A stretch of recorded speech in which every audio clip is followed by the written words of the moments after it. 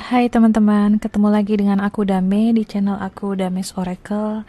Hari ini aku mau bikin pick a card. Kemarin malam ada yang ngingetin aku buat bikin pick a card. Sorry ya mbak, ke kelupaan.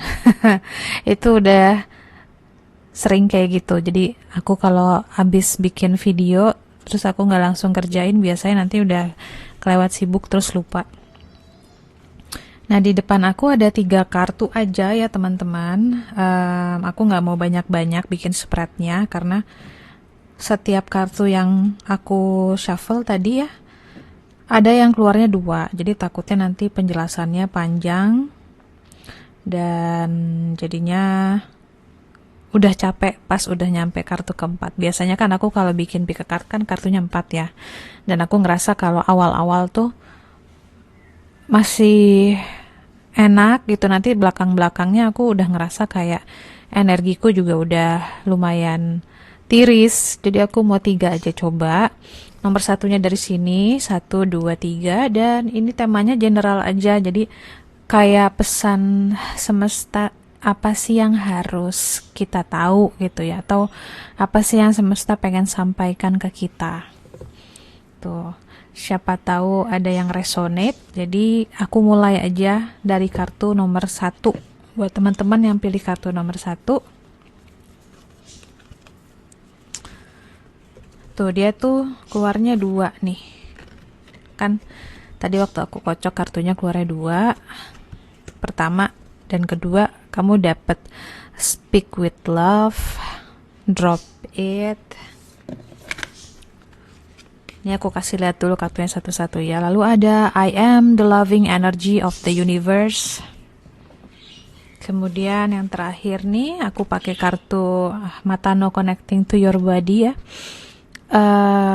Dapatnya muscle, otot. Ini tentang rasa bersalah, tentang forgiving ya, kemampuan memaafkan, juga tentang life tissue. Otot itu adalah jaringan halus kehidupan.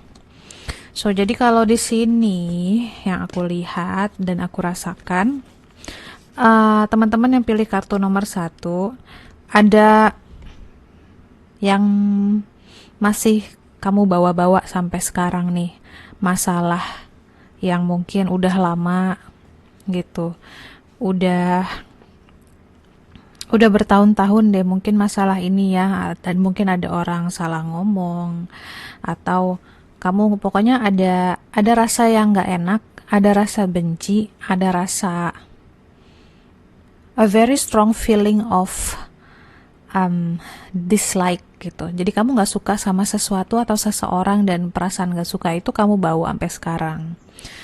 Dan sebenarnya yang rugi kamu sendiri, karena perasaan-perasaan tidak enak ini ketika kita bawa terus-menerus ke masa ya sekarang, itu kan seiring waktu dia akan bertumpuk-tumpuk ya, karena setiap hari, setiap detiknya itu kehidupan selalu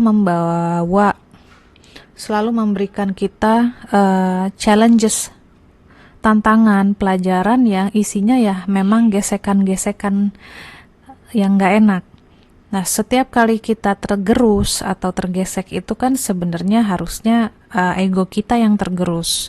Nah, apa yang terjadi ketika kita tidak bisa merelakan ego kita untuk dibentuk oleh kehidupan yang ada, setiap kali kita mengalami gesekan ini atau gerusan ini, kita jadi gedek gitu, jadi sebel. Nah, kesebelan, kegedekan, rasa nggak enak, benci, kecil-kecil, halus-halus ini kamu bawa ke dalam tubuh kamu, yang akhirnya mungkin secara fisik rasanya kok pegel terus ya gitu, kok bergeraknya kaku gitu kan, dan kayak masuk angin tapi kayak nggak sembuh-sembuh gitu, setiap pagi, setiap hari kok sering kayak kaku banget gitu. Nah, jadi sesungguhnya kalau misalnya di yoga, karena aku belajar yoga, setiap kita melakukan suatu pose gitu ya, guruku selalu mengingatkan orang-orang yang kaku badannya itu sesungguhnya dimulai dengan pikiran yang kaku. Nah, pikiran yang kaku itu kan brutalitas ya, keras gitu. Artinya ketika dia menghadapi sesuatu yang tidak sesuai dengan yang dia inginkan, dia mengeras gitu. Bukannya dia lentur kemudian menyesuaikan diri dengan keadaan, tapi dia makin keras, tidak mau berubah. Nah, pikiran yang keras ini akan menghasilkan kekerasan di bagian-bagian tubuh dan otot, dan yang akhirnya nanti tubuh yang keras itu kan juga akan rentan terhadap kayak kropos atau patah atau kesleo. Jadi ada injuries atau kecelakaan kecil yang akhirnya bisa melukai diri sendiri. Nah, di kartu ini sih dibilangnya teman-teman kayaknya mulai sekarang udah deh, coba memaafkan aja apa yang udah terjadi gitu. Jadi jangan dibawa-bawa lagi ke dalam badan, karena apa yang kita bawa ke dalam badan itu akan membentuk pola pikir. Jadi nanti kamu juga jadi sosok atau pribadi yang kaku, yang tidak menurut orang lain mungkin agak jadi orang yang judes gitu ya, sulit didekati gitu. Nah, jadi aku ngerasanya sih maafin aja karena kejadiannya juga udah lama banget. Dan kalau di sini aku ngerasanya sebenarnya bukan orang yang salah gitu. Tapi yang tadi aku bilang, kehidupan itu kan kalau ngasih kita suatu pelajaran sesungguhnya untuk melembutkan hati kita, untuk ngebentuk pribadi kita. Nah, yang terjadi di sini adalah ketika kehidupan ngebentuk kamu malah ngelawan balik gitu. Yang kamu lawan adalah orang atau kejadian tersebut. Yang terjadi kalau kita ngelawan balik, kita semakin keras dan gak bisa dibentuk gitu. Jadi ya, di sini sih yang aku lihat dan aku rasakan, kamu orangnya cukup keras. Yang terjadi kalau kita punya karakter yang keras adalah hidup akan juga keras buat kita. Karena sesungguhnya semua di sekeliling kita cuman cerminan aja, teman-teman. Kalau kamu merasa tidak dihormati sama orang lain, sesungguhnya orang-orang di sekitarmu itu adalah tangan-tangan Tuhan yang ingin menyampaikan bahwa kalau kamu sendiri nggak bisa menghormati diri kamu, maka orang lain pun nggak bisa menghormati kamu. Sama dengan seperti itu, kalau kamu punya hati yang keras, maka hidup pun akan terasa sangat keras. Kalau kamu nggak punya rasa kasih sayang gitu ya ke orang, being compassionate ke orang lain,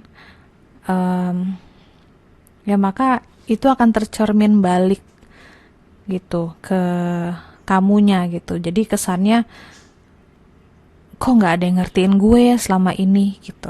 Mungkin ini emang gak enak didengar ya, cuman aku gak akan melapisi ini dengan kata-kata yang manis, karena sesungguhnya kalau kita sanggup menerima kebenaran, gak denial gitu ya, atau tidak hidup dalam pikiran kita sendiri, maka sesungguhnya healing itu juga akan terjadi dengan cepat. Jadi kita tinggal mengakui aja, oh ya selama ini gue selalu pengen keadaan berjalan sesuai yang gue mau. Nah, ini yang aku rasakan dari kartu ini. Bahwa selama ini kamu selalu maunya diturutin. Kamu selalu pengennya hidup itu berjalan sesuai rencana kamu. Dan akhirnya apa? Akhirnya ya hidup akan menunjukkan bahwa gak bisa begitu. Dia akan berjalan sesuai dengan rencananya Tuhan. Nah, kalau kamu mau melawan, maka percuma. Yang kamu lawan adalah aliran kehidupan yang sangat powerful. Ya, orang yang ngatur kan juga bukan manusia gitu ya. Akhirnya apa? Kamu kesel, kamu marahnya ke orang lain. Kamu anggap misalnya lingkungan keluarga kamu toksik. Kamu ngerasa friendship kamu nggak ada yang ngertiin kamu, teman-teman nggak ada yang ngertiin. Kamu nggak puas dengan pekerjaan. Akhirnya itulah sifat yang dibawa-bawa terus, ketidakpuasan terhadap lingkungan luar. Padahal yang harus kamu ubah adalah mindset kamu, keadaan batin kamu, sikap kamu terhadap kehidupan. Kalau misalnya kamu sudah bisa mengubah apa aja yang ada di dalam diri kamu ya, ini it's not about kecantikan atau eh, penampilan, tapi tentang bagaimana kamu lihat hidup itu sesungguhnya tuh bagaimana sih gitu kan. Nggak dari kacamata kamu, tapi belajar melihat hidup apa adanya. Kalau hidup nunjukin A, ya A. Jangan ketika hidup menunjukkan A, kemudian kamu, ini kayaknya A, tapi kayak B juga, A B kali gitu. Nah, orang seringnya gitu, hidup nunjukin apa, kemudian dia filter dengan pikirannya jadinya apa gitu kan. Nah, itu namanya halu, hidup dalam pikiran. Ya, jadi mulailah menyadari bahwa segala ketidaksempurnaan hidup itu sesungguhnya ada di dalam diri kamu juga. Bahwa kamu juga makhluk yang tidak sempurna. Nobody is perfect di sini. Dengan punya kesadaran bahwa tidak ada yang sempurna termasuk diri gue, ya semestinya gue memaafkan dong orang lain gitu kan. Toh orang lain juga nggak sempurna. Orang lain cuman di messenger, cuman utusan Tuhan yang dikirim sama Tuhan untuk ngetok-ngetok pintu hati gue supaya nggak ketutup terus gitu. Pertama itu, sadari bahwa kamu nggak sempurna. Sadari bahwa semua hal-hal yang menyulitkan kamu selama ini sesungguhnya hanyalah caranya Tuhan untuk menggedor pintu hati kamu supaya tidak terlalu sombong, tidak terlalu perfeksionis, standarnya jangan tinggi-tinggi, dan jangan selalu merasa bahwa everything has to go on gitu loh, sesuai dengan yang gue mau. Nggak bisa, hidup tuh nggak bisa kayak gitu ya. So start speak with love, bicaralah dengan kasih sayang mulai sekarang, karena ketika kamu punya rasa benci di hati, itu pun akan tercermin dari cara kamu bicara. Intonasi kamu akan meninggi, menegang, keras. Orang akan getaran benci itu tuh kuat. Mau kamu manis-manisin kata-kata kamu sedemikian rupa pun itu akan tersampaikan bahwa kamu gak suka sama orang itu. Ya, jadi mulai bicara dengan kasih sayang lah gitu. Apapun itu disikapi dengan kasih sayang. Drop it, masalah yang udah lepasin. Kamu akan memberatkan hidup kamu ketika kamu selalu membawa masalah dari zaman kapan gitu ya, dibawa-bawa, atau kejadian yang udah lewat, yang sepele nggak bisa kamu relain, nggak bisa kamu maafin, itu akan kamu bawa terus. Jangan, hidup akan berat. I am the loving energy of the universe. Manusia itu diciptakan, benihnya itu tuh murni dari cinta kasihnya Tuhan. Jadi jangan dikorupsi menjadi sesuatu yang bukan cinta kasih. Baliklah ke fitrah dirimu masing-masing gitu. Kita itu basicnya adalah loving energy ini. Nah, sekarang mulailah mendetoks diri dari hal-hal yang bukan cinta kasihnya Tuhan. Detokslah diri dengan apapun, mau puasa kek, mau meruqyah diri sendiri kek, mau ngebuang-buangin surat dari mantan, ngebuang-buangin barang yang udah lama gak dipakai, apapun yang menurut kamu bisa membersihkan batin kamu dan mengembalikan state of being, apa tuh namanya, keadaan batin, keberadaan kamu sebagai makhluk yang sesungguhnya dari awal ketika diciptakan Tuhan itu ruhnya hanya berisi cinta kasih. Baliklah ke sini. Dan yang terakhir ya, jaringan kehidupan itu jaringan halusnya itu tercermin lewat otot. Jadi selama tubuh kamu masih banyak kekakuan, selama masih banyak gak enak, ketahuilah itu semua memori-memori, kenangan-kenangan yang buruk sesungguhnya semua tersimpan di otot. Emosi yang tidak enak itu dikeluarin, semua tersimpan di otot. Coba olahraga yang banyak pakai otot, yang agak keras. Dan ketika kamu misalnya angkat beban atau kamu sit up aja misalnya, sit up yang benar, kemudian kamu paksa diri kamu untuk merasakan sakitnya, amati deh, pasti ada emosi lain yang ikut keluar. Entah tahu-tahu kamu mau nangis, tahu-tahu kamu ketawa, itu karena sesungguhnya semua memori yang tersimpan di otot sudah terilis. Tuh, jadi sini juga ada forgiving ya. Maafkan belajar memaafkan, belajar melepaskan rasa bersalah juga gitu. Kalau kita bisa memaafkan orang lain, seharusnya kita bisa maafin diri kita sendiri. Jadi jangan simpen guilty feeling juga. Tubuh itu harus bersih, nggak cuman bersih lewat makanan, tapi bersih dari simpanan-simpanan kenangan, emosi yang terjebak di dalam karena kita nggak bisa memaafkan dan nggak mau melupakan, nggak mau merelakan, bukan ngelupain ya, merelakan. Relakan itu semua terjadi biar lewatnya cepet, sehingga ini tuh clean gitu. Ini yang untuk nomor 1.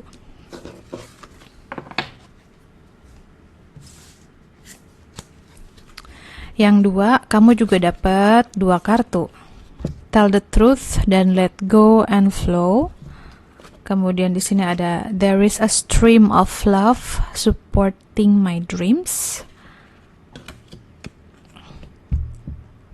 Ini ada kartu mata. Di sini tulisannya excessive lust, ada keinginan yang berlebihan. Kemudian ada look down, harus fokus ya. Melihat sesuatu itu harus fokus, jadi jangan banyak melihat banyak kemudian maunya banyak. Dan mata juga adalah jendela jiwa, window of the soul. Oke, aku coba lihat dan rasa-rasain dulu.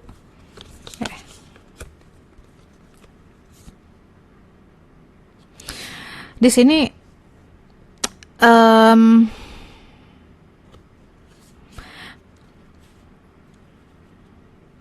ini tentang mimpi ya, tentang cita-cita, tentang keinginan.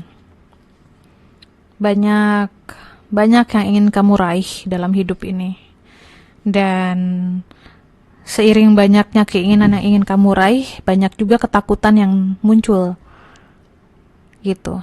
Banyak ketakutan berkenaan tentang apakah gue sanggup gitu untuk meraih impian itu, atau apakah orang-orang di sekitar gue akan mendukung gitu ya. Karena di sini aku ngerasa kamu akan mengejar ini sendirian. Jadi seandainya kamu udah punya keluarga atau suami, istri atau anak gitu ya, atau orang tua, mereka mungkin hanya bisa kasih dukungan itu sedikit sekali.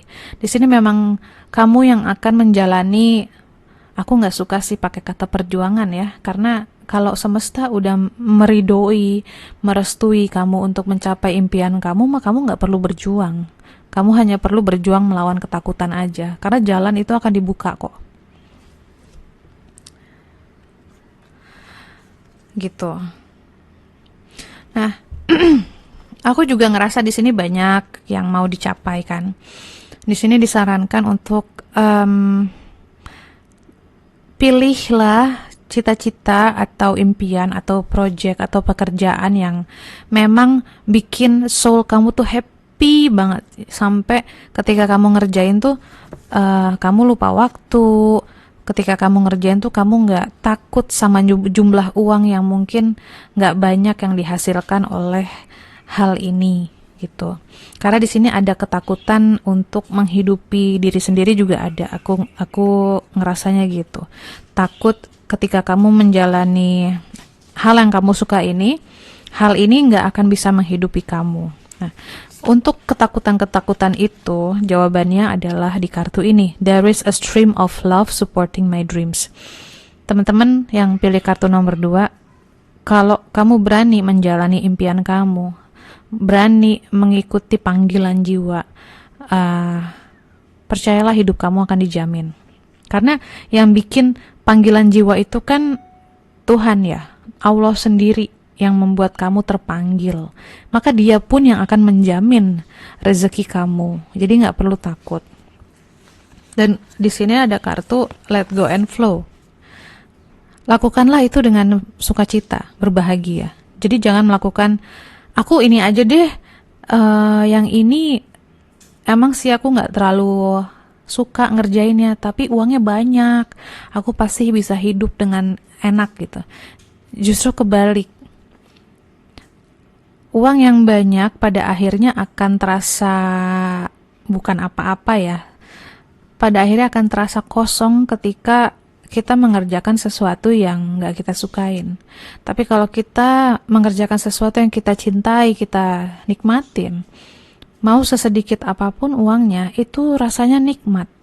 Lelahnya nikmat, rezekinya nikmat. Dan karena rezeki bukan dari uang aja, pasti akan ada jalan lain juga.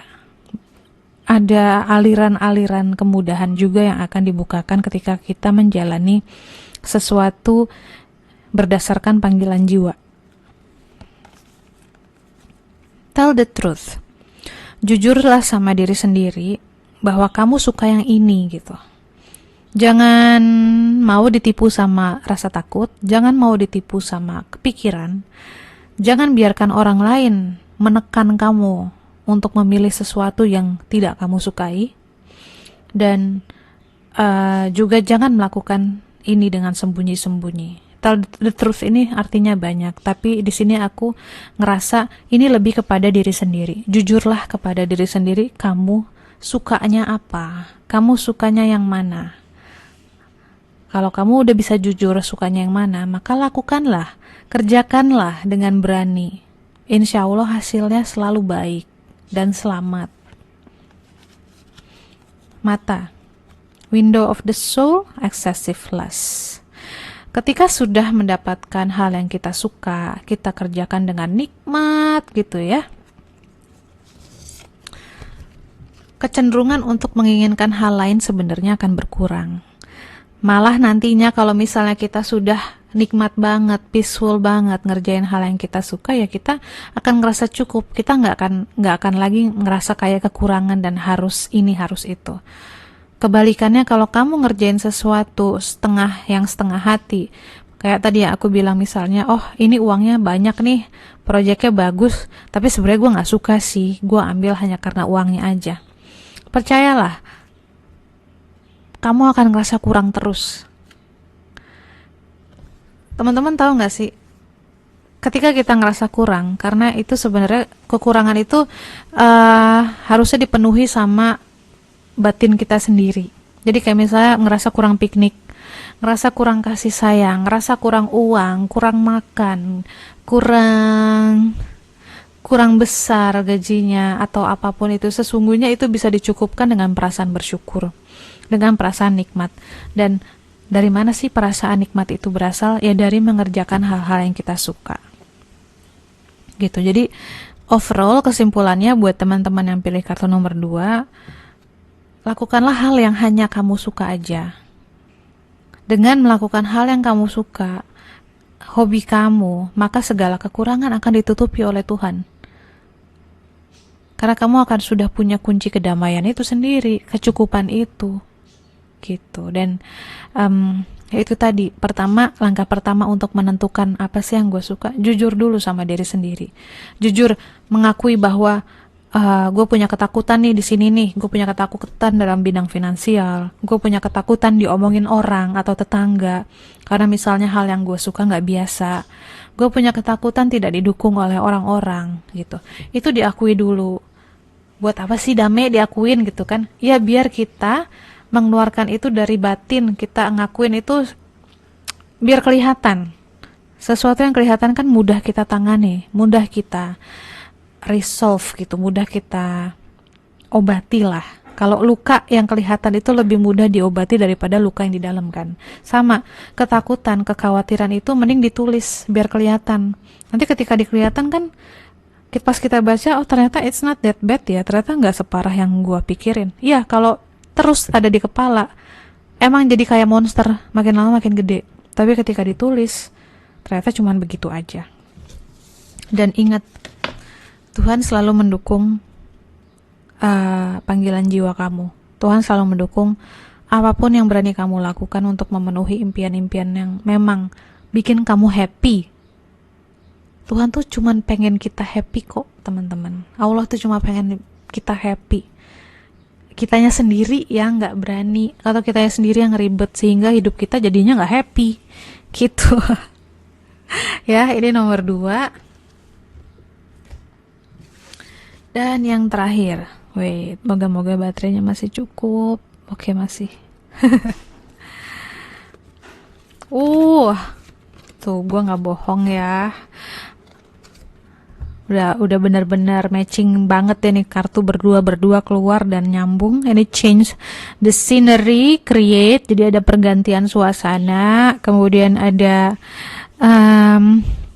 himbauan untuk selalu mencipta, berkarya. Kamu bebas kok membentuk hidup kamu. Ya memang Tuhan sudah menakdirkan jalan hidup kita, tapi sementara kita dalam aliran sungai kehidupan itu kan kita diberi kebebasan untuk membuat suasana dalam hidup kita itu lebih enak apa lebih buruk. Contoh gini ya. Contoh misalnya seseorang ditakdirkan untuk sakit. Bulan ini si A sakit gitu. Selama 2 minggu misalnya. Takdir dia sakit, dia sudah ditentukan dia akan sakit. Biar istirahat badannya nih, mungkin Tuhan kira lo udah kerja gila-gilaan. Lo sakit dulu deh, biar istirahat gitu. Nah, selama 2 minggu sakit, si A tuh punya kebebasan. Mau sakit dengan menderita, miserable, atau mau sakit dengan nyaman. Emang kayaknya nggak ada ya sakit nyaman, tapi bayangin gini, kalau kita sakit, kita ngedumel, ngeluh terus, setiap hari ngeluh, gak mau minum obat, marah-marah, itu akan jadi 2 minggu yang miserable. Atau kamu bisa sakit dengan ya udahlah, nerimo, ikhlas, kumpulin film-film yang enak, minum obat yang teratur, bobo gitu, waktunya tidur ya tidur, makan makanan yang meskipun gak enak kali ya, namanya juga orang sakit, cuman ngerti ya maksudku. Ketika kondisi hidup tidak nyaman gitu ya, kamu punya pilihan kok. Sama ini juga, ketika sedang menjalani hidup nih, kita misalnya dikasih hidup sampai umur sekian, kamu bebas mau bikin hidup kamu itu menderita apa bahagia. Ya, di sini ada perubahan hidup. Sesungguhnya perubahan hidup, kejadian-kejadian hidup itu adalah suatu peluang yang kayak Tuhan, kayak Noel kita, kayak nih lo gue kasih kesempatan, mau lo bikin seperti apa hidup lo. Contohnya apa sih perubahan hidup itu? Yang ekstrim, meninggalnya seseorang terdekat kita. Nah, ada yang mengalami duka itu ekstrim juga, sulit menerima. Padahal ketika seseorang kehilangan, dia juga diberikan kesempatan untuk meriset ulang hidupnya. Tuh pertama, itu contoh yang paling ekstrim. Contoh yang tidak ekstrim ya misalnya pindah kerja, pindah lokasi tinggal, atau yang seringkali orang atau manusia menganggap sebagai dalam tanda kutip musibah, kayak ya itu tadi, sakit adalah kesempatan untuk ngeriset ulang. Mau gimana nih nanti gue pas sembuh, apakah gue pas sembuh makan gorengan lagi, makan gula gitu kan, gue mau makan sebanyak-banyaknya gitu kan, atau nanti pas sembuh gue akan mengubah pola hidup gue, pola pikir gue akan mau ikut kelas ini, mau belajar meditasi, mau ikut gym gitu. Ada juga yang putus hubungan gitu ya. Jadi semua perubahan-perubahan hidup yang enak maupun tidak enak adalah kesempatan untuk membentuk kembali lo mau hidup yang macam apa sih sesungguhnya. Jadi jangan diulangin lagi. Ketika ini terjadi, jangan diulangin lagi hidup kita yang udah dulu itu, gitu loh. Nanti kita jadi bentuknya pola, berulang, tidak belajar. Ketika ada perubahan hidup, gantilah diri kamu menjadi yang sesuai dengan keadaan yang sekarang. Itu namanya kita beradaptasi, berevolusi, kita belajar. Mau dibentuk oleh kehidupan. I am the dreamer of my dream. Ya, jadi bebas. Kamu mau jadi sosok yang kuat gitu. Mau jadi sosok yang tangguh, yang percaya diri, atau misalnya, oke, nih gue baru ulang tahun nih, usia gue udah segini, gue udah gak mau lagi deh hidup kayak dulu-dulu gitu ya. Pokoknya menjadi diri kita yang baru itu gak usah nunggu tahun depan, gak usah nunggu kita nikah, gak usah nunggu kita punya anak. Berubah aja sekarang, abis nonton video ini misalnya, kalau terpanggil untuk berubah.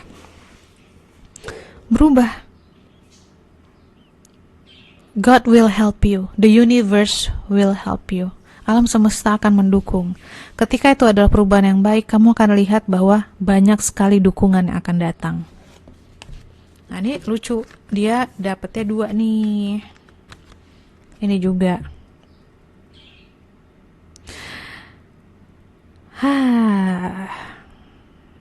Bentar ya, aku sambil baca dulu karena artinya banyak. Kartu Matano ini artinya bisa banyak.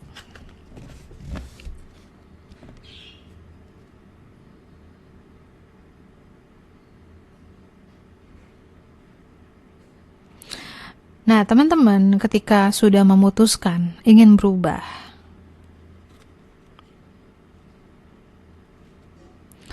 berubahlah dengan kita kalau berubah kan menjalani sesuatu kan berarti baru lagi ya, kayak beginner lagi gitu. Karena ini suatu pola yang baru, diri yang baru. Kita baru mengenal lagi nih, misalnya belajar hidup sehat, contohnya yang paling simpel. Berarti kita seorang yang baru lagi mulai dari nol belajar hidup sehat.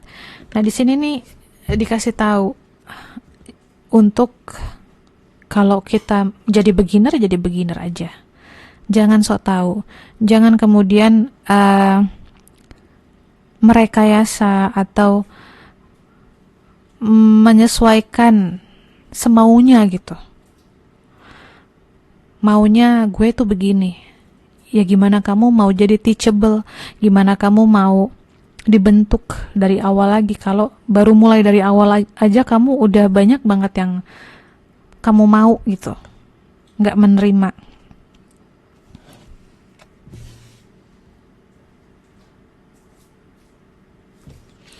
Dan ini juga harus konsisten. Perubahannya dijalaninnya konsisten. Jangan awalnya menggebu-gebu, nanti pas udah udah tengah-tengah gitu kan mulai lemah.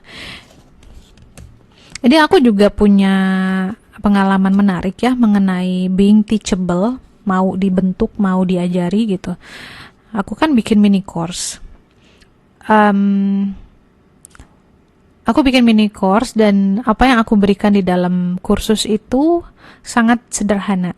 Dan saking sederhananya mungkin banyak yang ngerasa, oh gue bisa nih gitu.